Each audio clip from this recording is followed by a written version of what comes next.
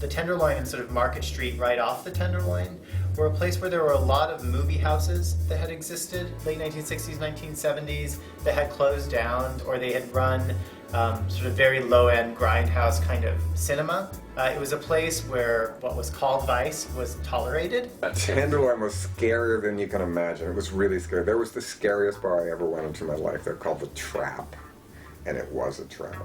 You went in, you didn't come out. It was not a gay bar. I didn't know what it was. It was psychopaths and criminals, basically. The Tenderloin's always been a colorful place.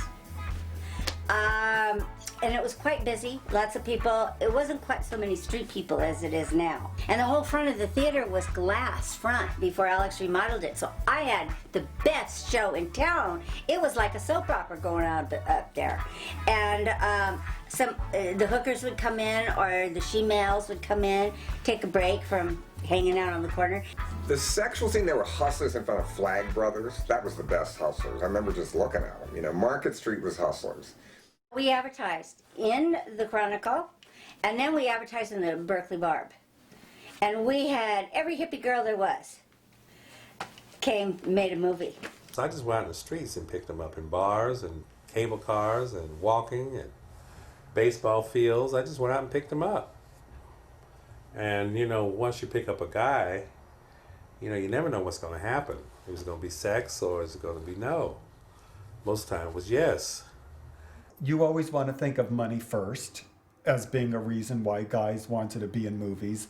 But I also think that the best models were the exhibitionists. It was really in San Francisco that the transition to a more explicit kind of sexual expression began to happen. They began to make movies which were first called beaver movies, which were just showing the pubic area.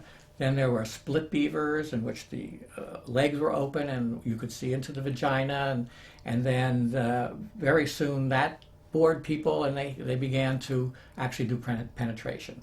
But it happened in 1969 and it happened in San Francisco. There was an article in the newspaper about legalization of pornography in Denmark, and they were going to have this big, I guess, expo or whatever.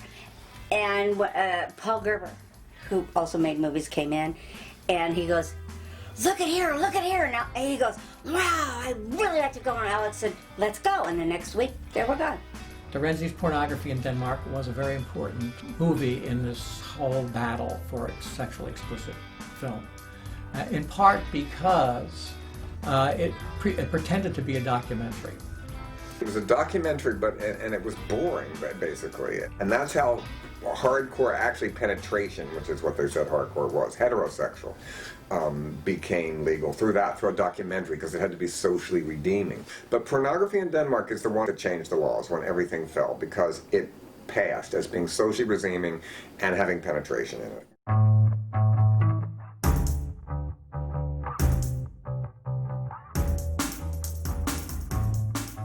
This is the studio of Mercure Film, located in a 4-story building in Copenhagen's downtown shopping district.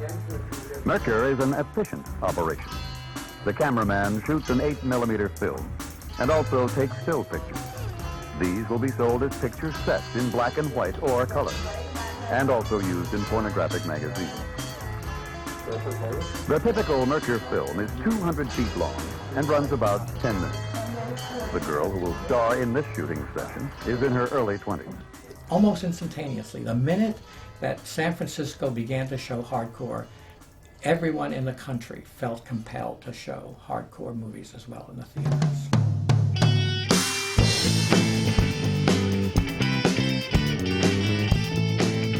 Lots of movies were stopped in the middle of making in order to reshoot or go back and add in, even if necessarily they weren't the same people, add in a sexually explicit thing.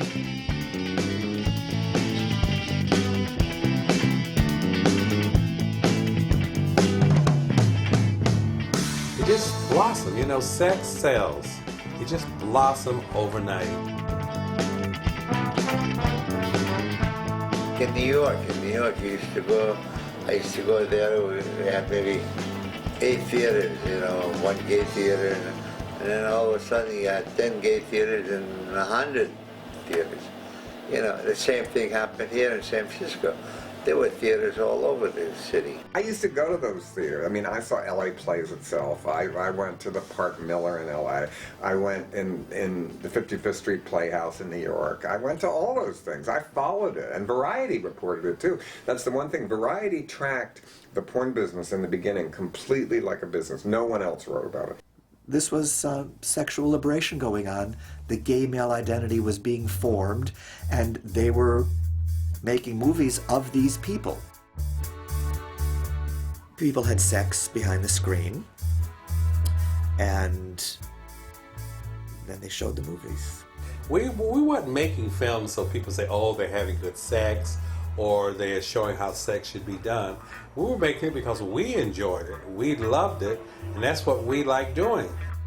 It was kind of an underground industry. It was kind of fun. We all felt like we were doing something naughty. It was a tremendous amount of money.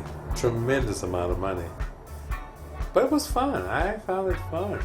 It was the best time of my life. It was non-stop action. 1969 to about 71, 72. It was just a few years. The Supreme Court